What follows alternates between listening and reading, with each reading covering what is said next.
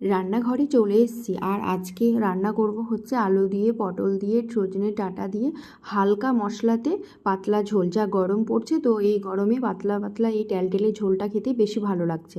তো ডাঁটার তরকারিটা করে নিলাম, আর সাথে করে নিলাম একটু ডিম কষা। তো দেখো আমার রান্না বান্না হয়ে গেছে, স্যালাড কেটে নিলাম, তারপরে দিয়ে দিলাম সুজয়কে খেতে।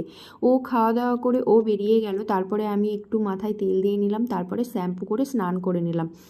তারপরে শ্যাম্পু করে স্নান করার পরে আমি খাওয়া দাওয়া করে নিলাম। খাওয়া দাওয়া করে 1 ঘন্টা মতো একটু রেস্ট করে নিয়েছিলাম। তারপরে রেডি হয়ে বেরিয়ে গেলাম ডিউটি থেকে বাড়ি আসলাম সন্ধ্যাবেলায়। তারপরে এসে চা খেয়ে নিলাম।